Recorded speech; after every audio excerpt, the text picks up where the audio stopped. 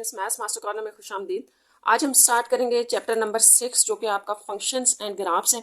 अच्छा, इस चैप्टर में आपको जो है वो स्टार्टिंग जो है वो हम इसकी डेफिनेशन से करेंगे और हम इसको इस तरह से करेंगे ताकि आपको जो है वो इजीली आप इसके क्वेश्चंस सॉल्व कर लें।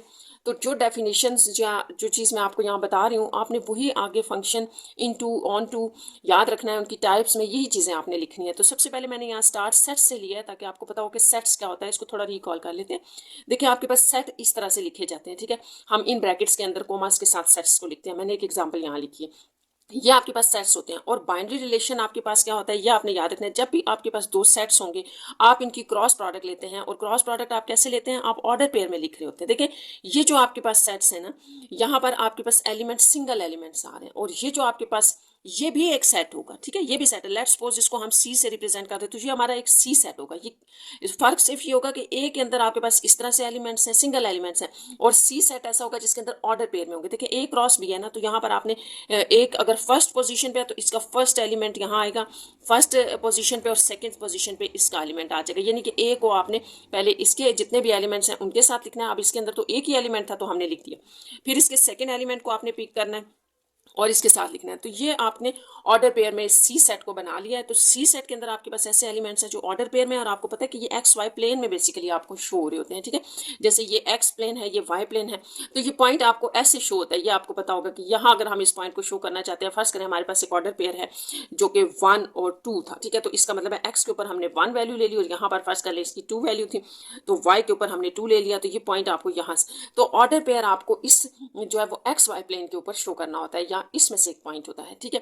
तो ये आपके पास जो ए क्रॉस बी में आपके पास एक सेट आता है, इसको जो कि ऑर्डर पेयर में होते हैं, इसको हम बाइनरी रिलेशंस कहते हैं। ये भी आपने याद रखना। नेक्स्ट, अब आपने क्या करना है कि जो आपके पास ए क्रॉस बी का एक सेट आ गया, अगर आपने इसके सब सेट्स लिखने हो तो कैसे लिखेंगे। देखिए, सब सेट्स में सबसे पहले हम लिख लेंगे एक खाली सेट आ जाएगा। उसके बाद जितना, अब जैसा कि हम सी के सब सेट्स लिख रहे हैं ना, तो जितने भी एलिमेंट्स हैं उनको इंडिविजुअली एक एक जो है वो सेट के अंदर लिखते जाए। जैसे इसमें दो ही एलिमेंट है, एक ये एलिमेंट है, एक ये एलिमेंट है। जैसे आपसे कोई बाइनरी रिलेशन के सेट में पूछता है कितने एलिमेंट्स हैं, तो देखें एक ऑर्डर पेयर, दो ऑर्डर पेयर, तो हम कहेंगे यहाँ पर दो एलिमेंट्स हैं सी सेट के अंदर। तो इनको आप अलग अलग इस तरह से लिख लें, ठीक है। ये हम इनके सारे सब सेट्स लिख रहे हैं। तो आपने ये भी याद रखना कि ऑर्डर पेयर को आप हमेशा इस ब्रैकेट के अंदर लिखेंगे। अच्छा, इसमें एक और भी आपके पास बन रहा है, और वो इन दोनों को मिला के अगर हम लिख लें तो ये भी सब सेट होते हैं। तो इस तरह से जो आपके पास यहाँ पर सब सेट बन जाएंगे इस सी सेट के, वो 1 2 3 4 है। तो ये जो 4 सब सेट्स आपने लिखे हैं, इनको हम नाम भी दे सकते हैं। जैसे ये R1 है, ये R2 है, इस सेट को हम R3 नाम दे दें, इसको हम R4। तो ये जो R1 R2 R3 हैं, ये आपने याद रखना है। ये सब जो है वो रिलेशंस कहलाते हैं। अब इन रिलेशंस को हम अब नेक्स्ट स्टेप पे फंक्शन प्रूव करेंगे कि वो फंक्शन कैसे होता है, ठीक है। अगर आपको रिलेशन समझ आ रहे हैं तो कोई एक रिलेशन आप पिक कर लें।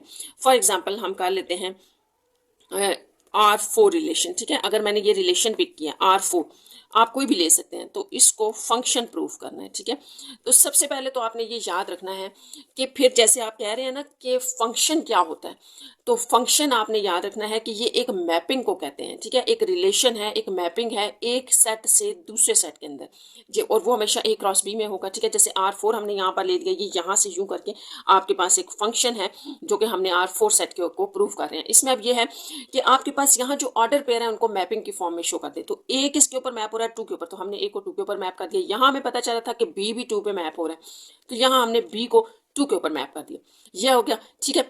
अब फंक्शन कैसे पता चलेगा, फंक्शन आपके पास ये होगा, आपने 2 पॉइंट्स याद रखने कि आपके पास ये जो सेट ए होता है, पहला सेट जो होता है ए क्रॉस बी में, जैसे आप ए क्रॉस बी अगर ले रहे हैं ना, तो पहला सेट आपका ए बनेगा। तो जो पहला सेट होता है ए, वो आपकी डोमेन भी कहलाती है, ये भी याद रखना है। और जो सेकंड सेट होता है वो आपकी रेंज भी कहलाती है। तो इसी के ऊपर जो है वो फंक्शन की डेफिनेशन भी है। तो फंक्शन की डेफिनेशन ये है कि जितनी भी आपकी डोमेन है वो सारी यूज़ हो जाए, उसमें कोई एलिमेंट ऐसा ना रहे जो कि यूज़ ना हो। फॉर एग्जांपल मैं आपको यहाँ बता देती हूँ, जैसे फर्स्ट करें मैं यहाँ लिख देती हूँ ABC, मैंने एक मैपिंग बना दी यहाँ 2 3, ए को मैंने इधर मैप करवा दिया, बी को इधर करवा दिया, ठीक है। तो ये मेरे पास ए था, बी सेट था, और इसको मैंने छोड़ दिया। तो ये फंक्शन की फर्स्ट जो पॉइंट है, फर्स्ट पॉइंट आपका ये है कि डोमेन जो है सेट ए वो सारा यूज होना चाहिए। तो ये उसको सेटिस्फाइड नहीं करती, इसमें तो आपका एक एलिमेंट रह गया, इसको तो आपने यूज ही नहीं किया। इसकी मैपिंग तो आपने किसी के ऊपर शो ही नहीं की, तो यहाँ पर ये बात हो रही है। एक तो ये आपने याद रखना है, ठीक है। अब यहाँ डेफिनेशन देखें जरा, आप function F from set A to B, A से बी के दरमियान इज अ रिलेशन और मैपिंग, आप मैपिंग भी कह सकते हैं, ठीक है। आप मैपिंग भी हो सकती है, मैपिंग होगी, ठीक है। ऐसा रिलेशन और मैपिंग होगी जिसमें डोमेन ऑफ एफ, आपका ये सारा सिस्टम एफ कहला रहा है ना, तो इसके अंदर जो डोमेन ऑफ एफ है वो सेट ए, यानी कि इक्वल का मतलब यह है कि सारी यूज हो रही हो।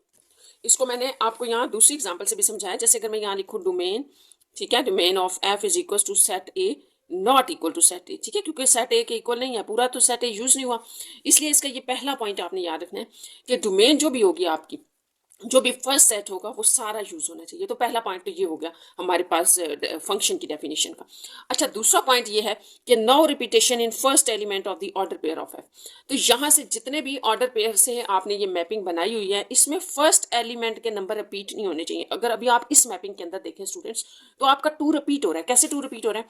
फर्स्ट ऑर्डर पेयर में भी था, सेकेंड में भी था, तो रिपीट फर्स्ट नंबर नहीं होना चाहिए। फर्स्ट यानी कि आप इसको यहाँ पर समझ सकते हैं कि फर्स्ट करें, मैं आपके पास ये रिलेशन R4 इस तरह से लिख दूं कि A2 लिख दूं और A3 लिख दूं, तो ये देखिए फर्स्ट एलिमेंट रिपीट हो गया। ए ऑर्डर पेयर की फॉर्म में ये इस तरह से होगा कि फर्स्ट एलिमेंट आपका रिपीट हो गया। तो यहाँ पर ये याद रखना है कि सेकंड पॉइंट यह है कि no repetition in first element, first element में रिपीटेशन नहीं होनी चाहिए जब आप ऑर्डर पेयर ले रहे हैं, ठीक है, एफ के लिए। तो इसको यहाँ पर इस चीज़ को आप मैपिंग में इस तरह देख सकते हैं कि फर्स्ट कर मैंने यहाँ लिखा 2 3, ए कोई 2 पे मैप करा दिया, ए कोई 3 पे करा दिया, तो ये रॉन्ग है, ठीक है। एक फर्स्ट सेट के आपके पास जो एलिमेंट्स हैं वो 2 दफ़ा किसी के ऊपर रिपीट नहीं होने चाहिए।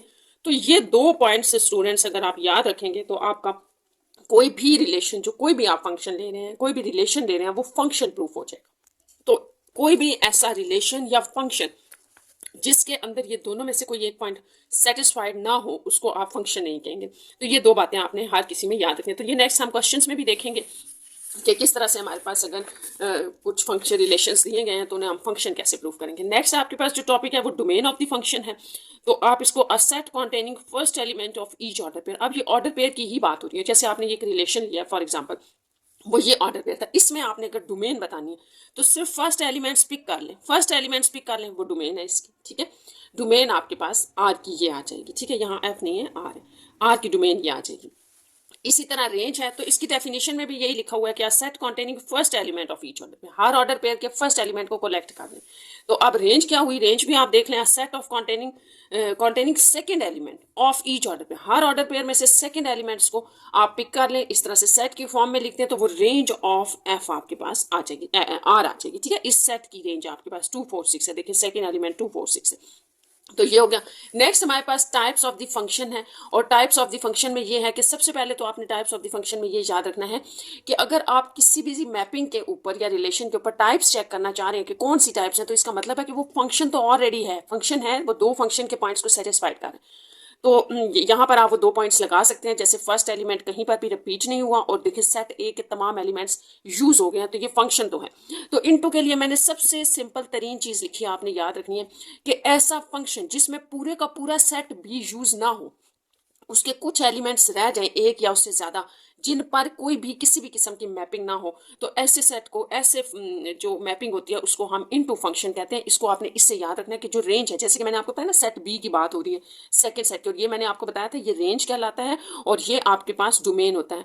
तो जो आपके पास रेंज होगी एफ की, ये इसमें से ये सब सेट होगी, यानी कि एग्जैक्टली बी नहीं होगी, बी में से कुछ ना कुछ रह गया होगा, तो ये इनटू फंक्शन है, ठीक है। अब साथ में आप ऑन टू फंक्शन देख लें। ऑन टू ये होगा कि जैसे मैंने आपको बताया कि ये रेंज है, तो रेंज के सारे एलिमेंट्स यूज हो गए हों, कोई भी बी के अंदर एलिमेंट्स ना रह गया हो, तो आप उसको कहते हो कि वो ऑन टू फंक्शन है, यानी कि रेंज ऑफ एफ जो होगी वो एग्जैक्टली बी होगी, बी का कोई एलिमेंट जो है वो बाकी ना रहा हो जिसमें मैपिंग ना हुई हो। नेक्स्ट आपके पास एक 1 1 फंक्शन होता है।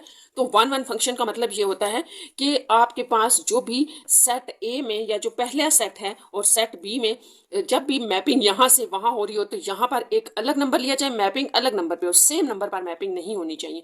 फॉर एग्जाम्पल जैसे ये वाला है तो ये 1 1 नहीं होगा, क्योंकि ये फंक्शन तो है लेकिन ये 1 1 नहीं होगा, क्योंकि इसके 2 के ऊपर 2 मैप कर रहे हैं, बी भी मैप कर रहे हैं, सी भी मैप कर रहे हैं। तो डिफरेंट नंबर के ऊपर मैपिंग होनी चाहिए। आप इसको स्टेटमेंट में डेफिनेशन में ऐसे देख सकते हैं कि each element of set A का हर element have a unique image, उसका यूनिक इमेज होना चाहिए, क्योंकि ये इमेजेस होते हैं ना, यूनिक इमेज होना चाहिए या आउटपुट होनी चाहिए इन अ सेट बी के अंदर।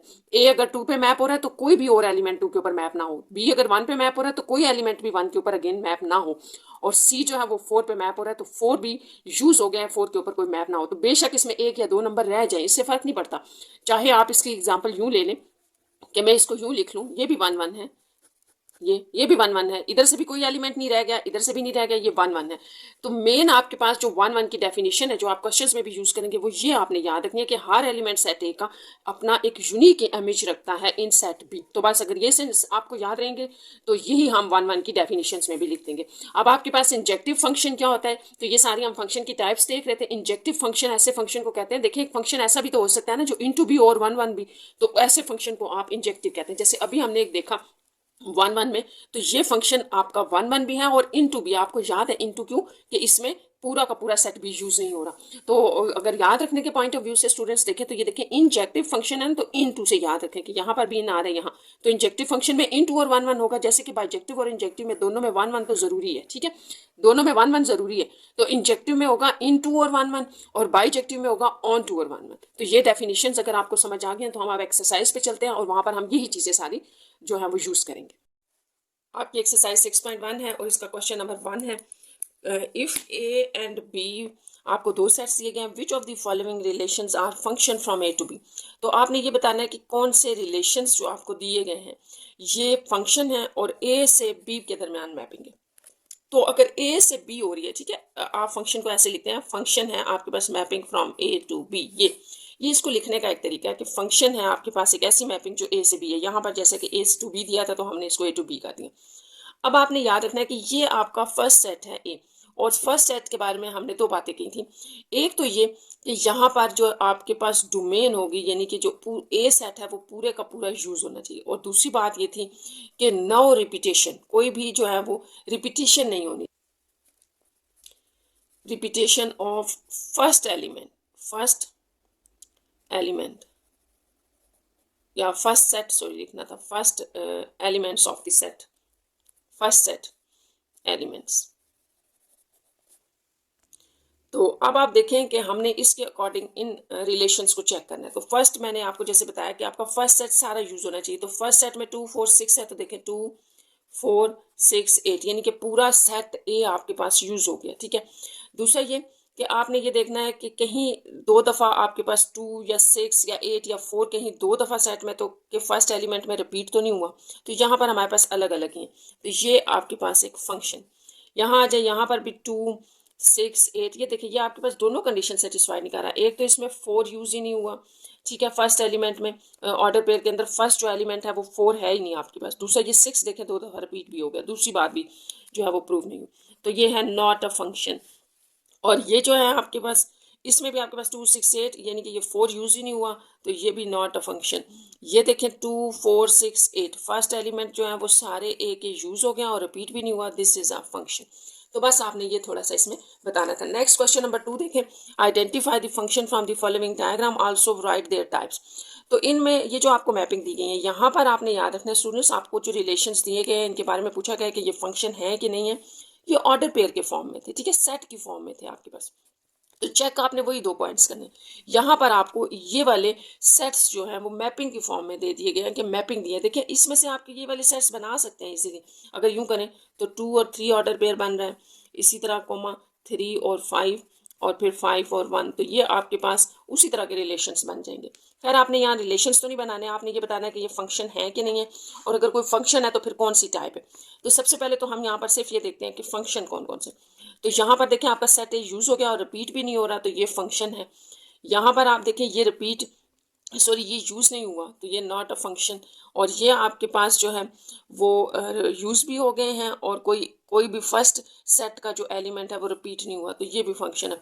तो इनको हम थोड़ा सा लिख लेते हैं। पहले हमने ये बताना है कि ये 2 हमारे पास फंक्शन हैं और ये फंक्शन क्यों नहीं है, फिर इनकी टाइप्स भी बताते हैं। अच्छा, ये जो आपका क्वेश्चन नंबर 2 था उसका फर्स्ट पार्ट था जिसको हमने कहा था कि एक फंक्शन है, ठीक है। तो इसको आपने लिखना है ऐसे कि yes this is a function, function है।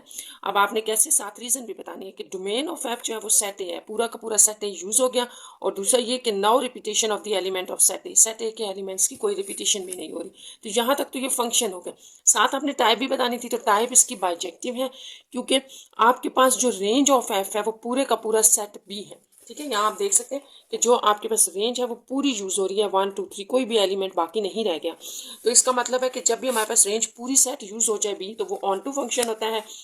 और जो सेकंड बात है, सेकंड नंबर पे ये है कि हर एलिमेंट ए का बी के एक यूनिक एलिमेंट के ऊपर मैप हो रहा है। यहाँ पर कोई रिपीटेशन हमें नजर नहीं आ रही बी के ऊपर, ठीक है। 2 अलग अप्लाई हो रहा है, 3 अलग एक नंबर के ऊपर, 5 अलग एक नंबर के ऊपर रिपीट हो रहा है। तो ये आपके पास फिर इसको आप 1 1 को इस तरह से लिखेंगे कि each element of set A का हर एलिमेंट जो है उसका एक यूनिक इमेज है या वो एक यूनिक नंबर के ऊपर मैप हो रहा है, ठीक है। यूनिक का मतलब होगा बिल्कुल डिफरेंट नंबर के ऊपर मैप हो रहा है, सेम नंबर के ऊपर कभी भी मैप नहीं होंगे इन सेट बी के ऊपर। तो दैट्स वाई ये 1 1 है। तो जब आपके पास फंक्शन ऑन टू भी है और 1 1 भी है तो इसका मतलब है कि वो टाइप कौन सी थी, बाइजेक्टिव थी। अच्छा, सेकंड फंक्शन के बारे में हमने कहा था, इसको भी आप देख लें कि ये फंक्शन नहीं है, ठीक है। तो ये हमने इसलिए कहा था कि इसका फर्स्ट सेट का एक एलिमेंट रह गया जो जो यूज नहीं हुआ। तो यहाँ पर हमने उसको उसी तरह से लिखा कि ये एक फंक्शन नहीं है। As domain of g, domain जो है वो सारी की सारी सेट पी नहीं है, ठीक है। ये पी है, पी यूज नहीं हुआ, सारा कुछ एलिमेंट्स पी के रह गए हैं। अच्छा, नेक्स्ट जो आपके पास है वो है क्वेश्चन नंबर 3। 3 भी देख लें इसका। 3 में हमारे पास ये था कि ये आपके पास एक फंक्शन है क्योंकि एक तो इसका फर्स्ट सेट यूज हो गया, दूसरा यहाँ से कोई रिपीट भी नहीं हो रहा फर्स्ट का एलिमेंट। तो इसको हमने लिखा, बाद में हमने इसको जो है वो इन टू फंक्शन का, क्योंकि आपको याद है इन टू फंक्शन में अगर आपके पास सेकंड सेट का रेंज का कुछ एलिमेंट रह जाए तो हम उसको कहते हैं कि ये एक इन टू फंक्शन है। तो इसको आपने उसी तरह लिखना है जैसे मैंने फर्स्ट पार्ट में बताया था, फंक्शन है। जैसे कि डोमेन जो है वो एच की वो सारी यूज हो गई है, सारा सेट एक्स आ गया और कोई रिपीटेशन भी नहीं है फर्स्ट सेट के किसी भी एलिमेंट के अंदर। और टाइप इसकी इंजेक्टिव है क्योंकि जो हमारी रेंज थी वो एग्जैक्टली सेट बाय नहीं है बल्कि सेट में से कुछ एलिमेंट्स रह गए हैं। Also every element of set x have not a unique solution. अच्छा, आपके पास ये जो है इसका एक यूनिक सोल्यूशन भी नहीं है। देखिए यहाँ पर इसका यूनिक सोल्यूशन होना चाहिए, यानी कि ये 4 जो है वो सी के ऊपर भी मैप हो रहा है, 2 सी के ऊपर मैप हो रहा है। तो यहाँ पर इसका मतलब ये हुआ कि ये 1 1 नहीं है, ठीक है, नॉट 1 1। तो 1 1 नहीं था, तो सॉरी इसको मैंने गलत लिखा, ये इंजेक्टिव नहीं होगा, सिर्फ इन टू फंक्शन होगा।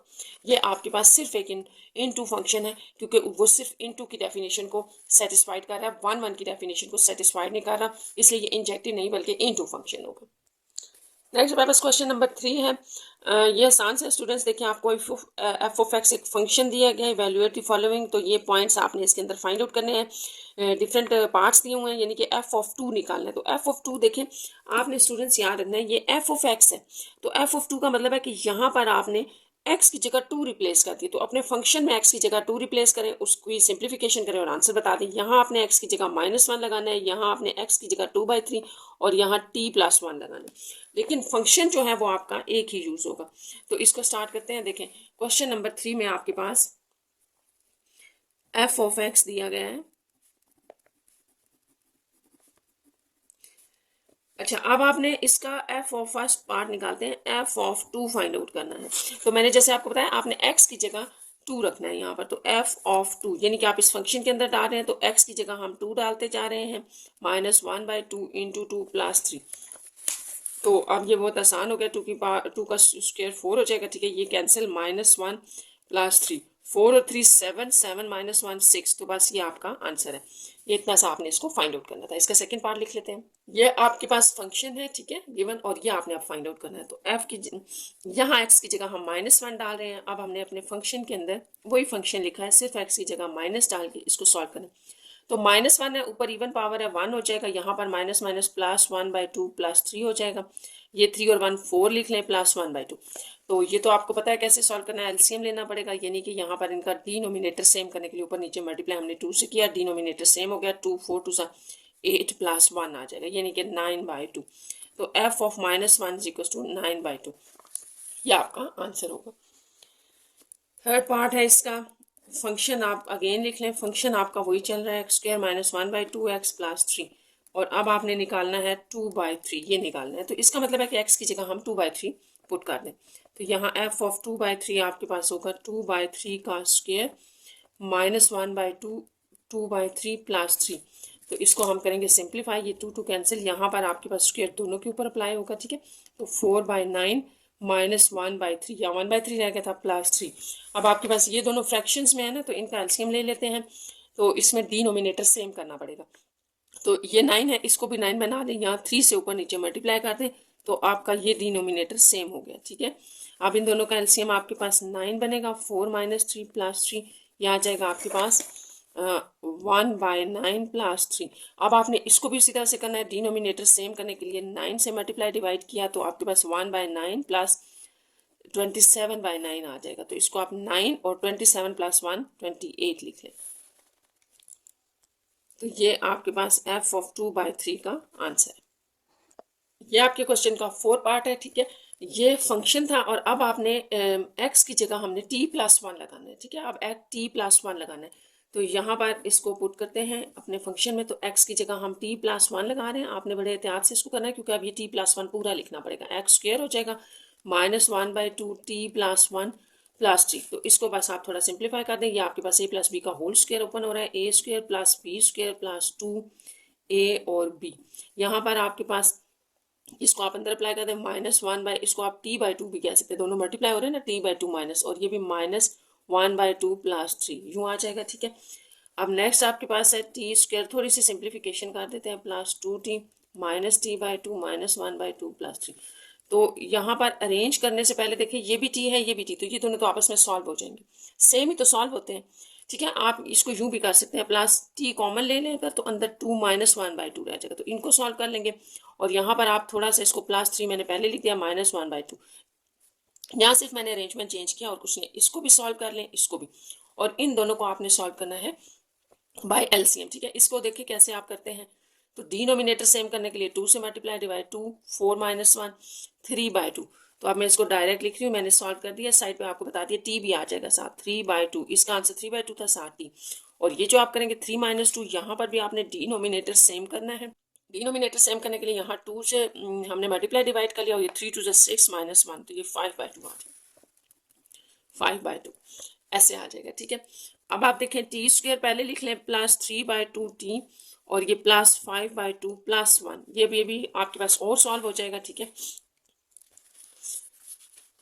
इसका अगेन आपको एलसीएम लेना पड़ेगा, 5/2 + 1। यहाँ पे भी मल्टीप्लाई 2 किया, डिनोमिनेटर सेम हो गया, ठीक है। एलसीएम ले रहे हैं हम, और कुछ नहीं है, 2 × 1 = 2, 5 और 2 आपके पास आ जाएगा 7/2।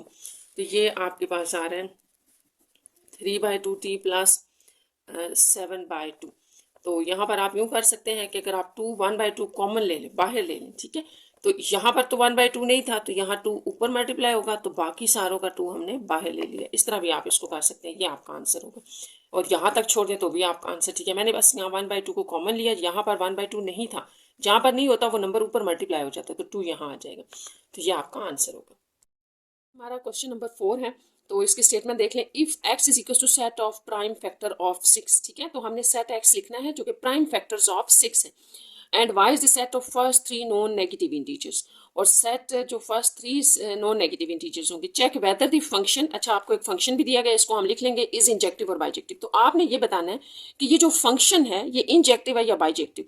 तो सबसे पहले तो हम सेट्स लिख लेते हैं। देखिए जैसे स्टूडेंट्स आपको कहा गया था कि आपने 6 के फैक्टर्स लिखने हैं, प्राइम फैक्टर्स। तो देखिए जब भी आप 6 के फैक्टर्स की बात करेंगे ना, तो इसमें आपके पास 2, 3 और 6 आ जाएंगे, ठीक है। ये फैक्टर्स हैं, वो नंबर्स जो 6 को डिवाइड करेंगे। तो ये 3 नंबर हैं जो 6 को डिवाइड करें, ये इसके फैक्टर्स हैं। लेकिन जैसा कि हमें कहा गया था कि एक्स में आप सिर्फ वो सेट में नंबर लिखें, 6 के वो फैक्टर्स लिखें जो प्राइम फैक्टर्स हैं। तो ये तो प्राइम नंबर नहीं होता, तो फिर ये 2 रह जाएंगे, ये हमने लिख दी। दूसरा आपके पास जो वाई सेट था वो ये था कि फर्स्ट नॉन नेगेटिव 3 इंटीजर्स लिखना है। तो आपको पता होना चाहिए पॉजिटिव नॉन नेगेटिव इंटीजर्स है ना, तो नॉन नेगेटिव, पहले तो आप देखें कि इंटीजर्स क्या होते हैं, ठीक है। इंटीजर्स आपके पास होते हैं 0 और +-1, +-2, +-3, ये सारे होते हैं अप टू 100।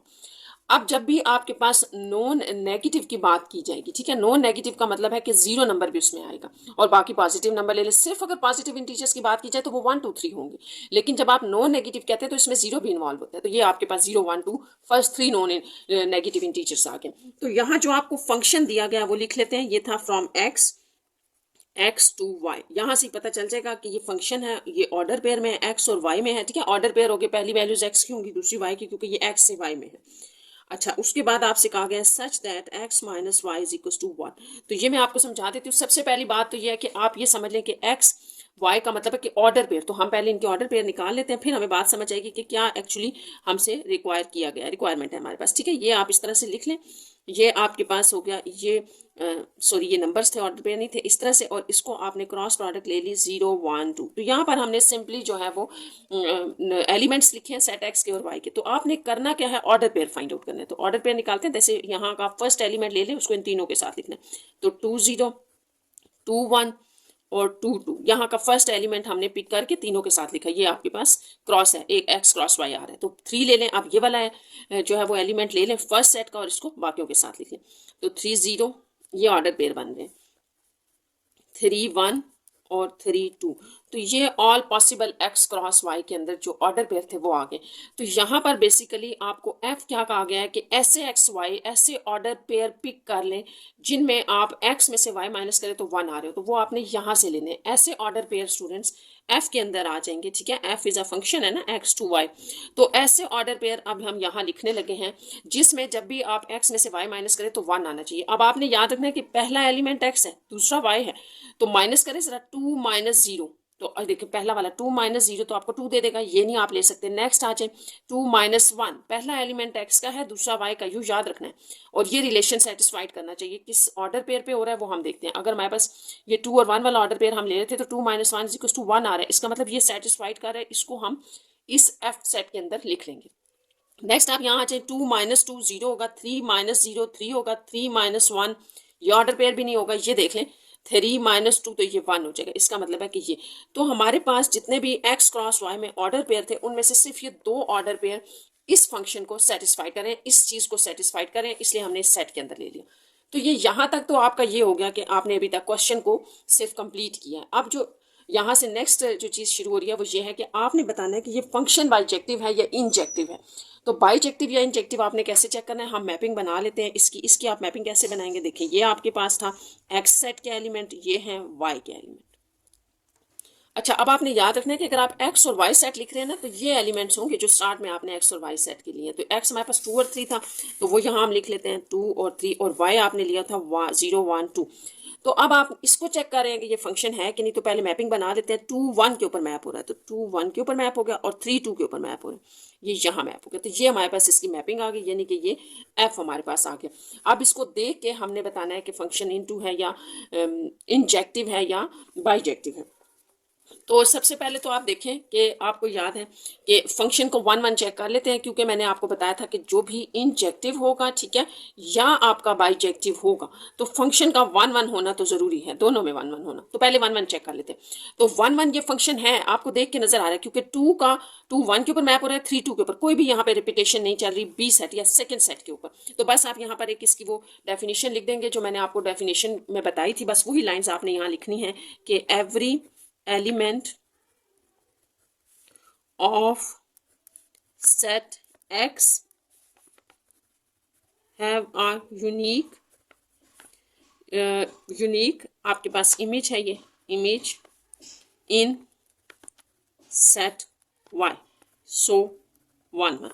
बस ये आपने 1 1 के लिए हमेशा डेफिनेशन लिखनी है कि हर एलिमेंट जो सेट एक्स का है वो सेट वाई में एक यूनिक इमेज रखता है। 1 1 तो ये है, ठीक है, एक पॉइंट तो हो गया। अब हमने इसको देखना है कि ये इन टू है या ऑन टू। तो ये भी आप यहाँ पर देख सकते हैं कि ये इन टू है, क्योंकि आपका सेट भी पूरा यूज नहीं हुआ। तो यहाँ पर आपने बस ऑन टू की एक छोटी सी डेफिनेशन लिखनी है जो कि मैंने आपको बताई थी कि आप लिखें as range of f is a subset of, वो आपके पास सबसेट किसकी है, सेट वाई की। यही आपके पास डेफिनेशन थी कि एग्जैक्टली वाई होगा तो वो ऑन टू हो जाएगा, ठीक है। अब ये सबसेट है वाई का, या आप इसको यूं भी लिख सकते हैं कि range of f is not equals to set y. तो ये दोनों ठीक है, जो मर्जी आप लिख लें इनमें से, एग्जैक्टली वाई नहीं है। तो this implies that function is into, ठीक है। तो as function is into plus 1 1, दोनों हो गए ना, हमने दोनों प्रूफ किए। सो इंजेक्टिव, तो ये फंक्शन आपके पास इंजेक्टिव था क्योंकि ये इनटू भी है और 1 1 भी है। तो ये आपका क्वेश्चन नंबर 4 कंप्लीट हो गया। नेक्स्ट हम देख लेते हैं क्वेश्चन नंबर 5 क्या है आपके पास। तो क्वेश्चन नंबर 5 की स्टेटमेंट है a function F is defined by F of x. आपको एक स्टूडेंट्स फंक्शन दिया गया है, फाइंड द वैल्यू ऑफ ए। इसके अंदर जो कांस्टेंट आ रहा है ए फाइंड आउट करना है, टी भी फाइंड आउट करना है। If 0 and 2 are the images of 1 and -1 respectively. तो ये चीज़ आपकी बहुत इंपॉर्टेंट है कि आप इसको कैसे लिखेंगे। ये आपके पास दो वेज हैं इनको लिखने के। आप या तो इसकी डायग्राम बना लें, ठीक है, या जैसे हमने अभी पीछे बनाई थी मैपिंग बना लें, या आप इसको ऑर्डर पेयर में लिख लें। मैं आपको वैसे दोनों बता देती हूँ, तभी आपके पास जो है वो क्वेश्चन सॉल्व होगा। तो सबसे पहले आपसे ये कहा गया कि 0 और 2 जो हैं दीज आर द इमेजेस, ठीक है। तो आपने ये याद रखना है कि ये इमेजेस हैं। इमेजेस किसके हैं? 1 and -1 रिस्पेक्टिवली। तो अगर मैं मैपिंग की फॉर्म में देखूँ ना, तो देखें आपको पता है कि यहाँ पर आपके पास इमेजेस होते हैं, यहाँ पर इमेजेस हैं। तो 0 और 2 आर इमेजेस। अगर 0 और 2 इमेजेस हैं तो 0 यहाँ और 2 यहाँ आएगा। अब ये किसके इमेजेस हैं? 1 और -1 के। तो आप भी इसी तरह लिखिए 1 और -1। मैंने इसलिए लिखा है कि 0 और 2 पहले लिखा गया था, फिर आपके क्वेश्चन में 1 और -1 लिखा गया और साथ में रिस्पेक्टिवली यूज किया गया। यानी कि 0 इज द इमेज ऑफ 1, या आप दूसरे लफ्जों में कह सकते हैं कि 1 0 पे मैप हो रहा है, ठीक है, और -1 2 के ऊपर मैप हो रहा है। तो अब अगर आप अपने क्वेश्चन को दोबारा रीड करें तो आपको समझ आ जाएगा 0 and 2 are the images of 1 and -1 respectively. तो ये आपको दिया गया था, ठीक है। अब नेक्स्ट एक तो इसका ये है। दूसरा, अगर आप इसको जो है वो ऑर्डर पेयर में लिखना चाहते हैं तो ऑर्डर पेयर आपका क्या बनेगा? 1 0, ठीक है, ये, और दूसरा ये -1 2। तो आप इसको जो है वो इस तरह से भी समझ सकते हैं कि 0 and 2 are the images of 1 and -1। तो आपको जैसे समझ आता है कर लें, ये हो गया। अच्छा, अब नेक्स्ट में आपको एक फंक्शन दिया गया था t - ax। ये भी याद रखना है कि ये आपके पास एक फंक्शन ही है, ठीक है, ये फंक्शन ही है जो कि आपको ये दिया गया इस फॉर्म में। तो अब आपने करना ये है कि इसके अंदर हमने वैल्यूज डाली है। तो देखिए, अगर मैं f के अंदर पहली वैल्यू 1 डालती हूँ 1, तो यहाँ आ जाएगा f of 1।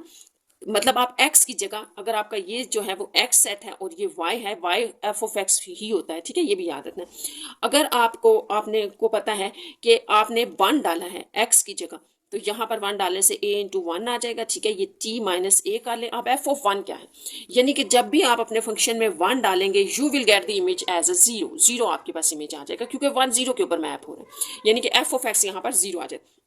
तो यहाँ हमें 0 पुट करना पड़ेगा। इस बात को आप फिर अंडरस्टैंड कर लें कि जब भी आप f के अंदर 1 डालेंगे तो 1 मैप हो रहा है 0 के ऊपर, तो आंसर इज 0।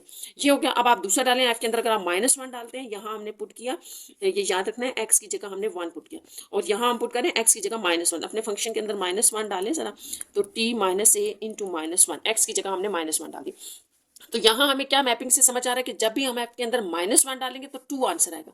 तो यहाँ आप 2 लिख लें और t + a। तो इस तरह से ये आपकी इक्वेशन 1 और ये 2 है। तो अब आप इनको सॉल्व कर लें और यहाँ से आपके पास जो है वो वैल्यूज आ जाएंगी t और a की। तो ये इनको हम ऊपर नीचे रख के सॉल्व कर लेते हैं। जैसे आपके पास होता है ना, 0 = t - a है और 2 = t + a है।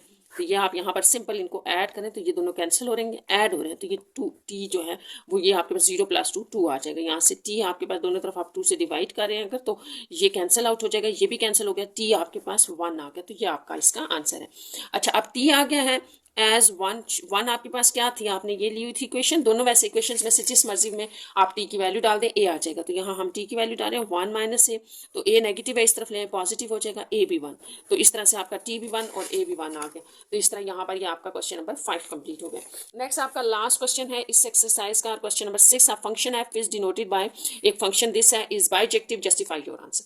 तो ये बाइजेक्टिव है, इज बाइजेक्टिव। पहले तो पूछा जा रहा है तो हमने इसके ऊपर प्रूफ करना है कि बाइजेक्टिव है कि नहीं है, और फिर बताना भी है, उसको हमने एक्सप्लेन करना है। स्टार्ट करते हैं। देखें, अब आपके पास जो फंक्शन है वो है mx + c। तो सबसे पहले तो आपने स्टूडेंट्स ये याद रखना है कि ये जो फंक्शन है ये आपके पास कोई भी एग्जैक्ट वैल्यू नहीं है, या आपको कोई भी मैपिंग नहीं दी गई, कोई एग्जैक्ट नंबर नहीं दिए गए, बस एक जनरल फॉर्म है जिसमें x m c हमें नहीं बताया गया। तो हमने इसको जनरली बताना है कि ये हमारे पास फंक्शन इंजेक्टिव है कि नहीं है। तो देखिए, इंजेक्टिव फंक्शन के लिए आपने याद रखना है कि हमने एक तो 1 1 बताना है, दूसरा आपने ऑन 2 बताना है।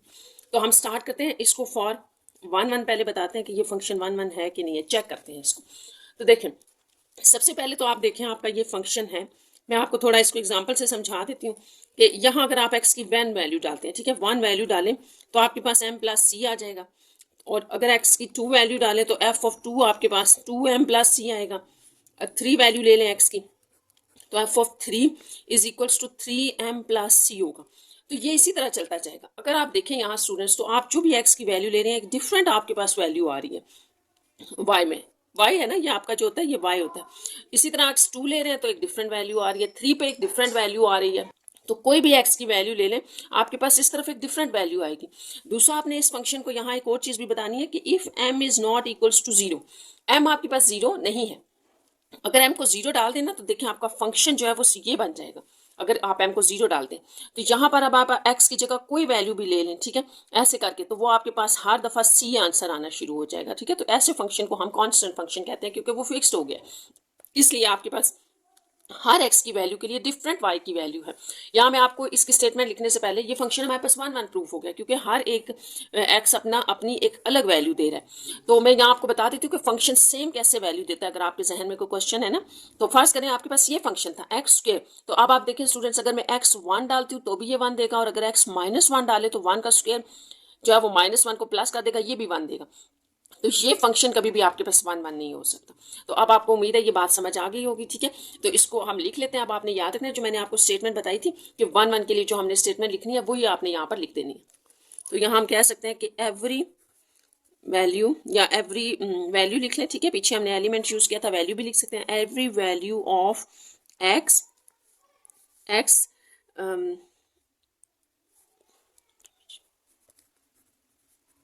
there is a unique image in y, so f is 1 1। तो ये आपके पास 1 1 प्रूफ हो गया। अब हम इसी फंक्शन को ऑन टू करना चाहते हैं प्रूफ। ठीक है, ऑन टू, क्योंकि बाइजेक्टिव है ना, तो ऑन टू बताना है आपने। अच्छा, ऑन टू के लिए मैंने आपको एक बात बताई थी, और वो ये थी कि ऑन टू हमारे पास वो फंक्शन ऑन टू होता है जिसका सेट बी यूज हो जाए। बस आपको एक वो याद रखना है जो मैंने आपको बताया था पीछे कि रेंज, स्टार्ट में डेफिनेशन में हमने देखा था कि रेंज जो भी होगी आपके एफ की वो एग्जैक्टली आपका सेट बी होना चाहिए, यानी कि सेकेंड सेट होना चाहिए, यूज होना चाहिए। तो इसको हम जो है वो किस तरह से देख सकते हैं। अब आप देखें आपके पास फंक्शन जो है वो बेसिकली ये है। ठीक है, आपको पता है एफ ऑफ एक्स को आप वाई भी कहते हैं। यहाँ से अगर हम एक्स को अकेला कर लें तो ये आपके पास Y is equal to M X plus C होगा। एक्स को अकेला इस तरह करेंगे कि सी पहले आप इस तरफ ले आए, वाई माइनस सी हो जाएगा एम एक्स। ठीक है, यहाँ से अब हमने एक्स के साथ से एम को हटाना है ना, तो आप दोनों तरफ एम से डिवाइड कर दें। ठीक है, ये कैंसिल हो जाएगा, तो जो आपका एक्स आया है, अच्छा, तो इस तरह से आपके पास जो वाई एक्स की वैल्यू आ रही है ना वो वाई माइनस सी ओवर एम है। अच्छा, इसको करने से पहले मैं आपको यहाँ थोड़ा सा बता दूं कि जब भी आप इस तरह से मैपिंग ले रहे होते हैं ना किसी सेट ए से बी में, ऐसे ले रहे होते हैं, तो ऑन टू ये होगा कि जो भी आपकी रेंज है, ये जो सेट आपका बी है, इसमें जितने भी एलिमेंट्स आ रहे हैं ये सारों की मैपिंग ए से आ रही हो, कोई भी ऐसा एलिमेंट ना हो जो इसमें रह जाए।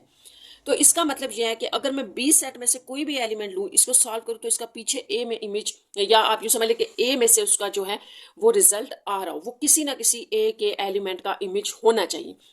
2 भी होना चाहिए, 3 भी किसी ना किसी सेट ए में से एलिमेंट का इमेज होना चाहिए। तो जब आप ये इक्वेशन लिख रहे हैं ना जो आपको गिवन है, तो सबसे पहले तो आप अंडरस्टैंड करें कि आपकी मैपिंग जा किधर रही है। देखो, आप एक्स डाल रहे हो, वाई आ रहा है ना, तो इसका मतलब है कि यहाँ आपका एक्स था, यहाँ वाई था। आप एक्स डाल रहे थे तो वाई आ रहा है, यही मतलब है ना इसकी, कि मैपिंग आपकी एक्स से वाई में है। तो हमने यहाँ पे इसको थोड़ा सा उल्टा इसलिए किया है कि अब हम ये देखेंगे कि हम क्या वाई की कोई भी वैल्यू डाल लें यहाँ पर 20 है, तो क्या उसका बैक पे इमेज मौजूद है, सॉरी वो पीछे से किसी का इमेज है सेट एक्स में से। तो ये चीज़ आप यहाँ इस तरह से चेक कर सकते हैं कि अगर हम अब एक्स के बजाय वाई डालना शुरू करते हैं, अब आप इस सेट के एलिमेंट्स डाल रहे हैं, तो ये आपको बताएगा कि वो पीछे से किसी एक्स का इमेज है कि नहीं है। तो यहाँ पर अगर आप पुट करते हैं, लेट्स सपोज आपने वाई को ले लिया 1, तो आपके पास क्या आंसर आ जाएगा, सी ओवर एम आ जाएगा एक्स के लिए। अच्छा, वाई को अगर आप 2 ले लेते हैं, कोई भी वैल्यूज आप ले सकते हैं, 2 माइनस सी ओवर एम आ जाएगा। वाई को अगर आप 3 ले लेते हैं तो 3 माइनस सी ओवर एम आ जाएगा। तो इससे हमें ये पता चल रहा है कि हम वाई की कोई भी वैल्यू ले लें, जब हम वो यहाँ डालते हैं तो एक्स का एक आंसर आ रहा है जो कि डिफरेंट है। तो इसका मतलब है कि आ रहा है आंसर, जीरो नहीं हो रहा या अनडिफाइंड नहीं हो रहा। तो इसका मतलब ये हुआ कि ये फंक्शन ऑन टू है। और इसके भी स्टार्ट में आप लिखेंगे if m is not equals to zero, यानी नीचे जीरो नहीं होना चाहिए, जीरो नहीं होगा तभी तो ये सॉल्व होगा। ये कंडीशन आपने जरूर बतानी है, m is not equals to zero, दोनों में, ऑन टू में भी इन टू में। तो इस बात को क्लियर कर लें, हमने बस नीचे एक स्टेटमेंट लिखनी है, और वो ये है कि हम अगर y का कोई भी एलिमेंट उठा लें तो वो किसी ना किसी x का इमेज है। और वो कैसे पता चल रहा है, क्योंकि x आंसर दे रहा है, x बता रहा है, सेटिस्फाइड कर रहा है कि ये मेरा इमेज है, ये मेरा इमेज है। ठीक है, तो यहाँ अगर जीरो हो जाता है तो इसका मतलब होता है कि x का कोई भी एलिमेंट का ये इमेज नहीं है। तो इसका मतलब है कि आप इसमें कोई भी वैल्यू ले लें, x आपको आंसर देता रहेगा। तो इसको आप कह सकते हैं कि ऑन टू लिखने के लिए आप इसको यूँ कह सकते हैं कि इफ जनरल लिखेंगे ना कि if y belongs to real number, कोई भी रियल नंबर ले लें हम, तो हमें क्या मिल रहा है, there is x belongs to r, कोई भी x आ रहा है, आंसर आ रहा है, बस ये दो लाइनें आपने लिखनी है कि कोई भी आप y ले लें तो हमारे पास x आ रहा है जो कि कोई भी y है, ठीक है। तो इसका मतलब ये हुआ कि जो हमारी रेंज थी, ठीक है, रेंज ऑफ f लिख लें, is exactly equals to y, ठीक है। ये सेकंड सेट था जो भी आपके पास था, एग्जैक्टली y के इक्वल है, so onto, function is onto. अब आपने क्या कहना है, as function is 1 1 and onto, so bijective. तो ये सारी आपने इसमें थोड़ी सी डिटेल बतानी थी कि 1 1 कैसे है और ऑन टू कैसे। यहाँ पर आपकी एक्सरसाइज कंप्लीट हो गई है। Take care students.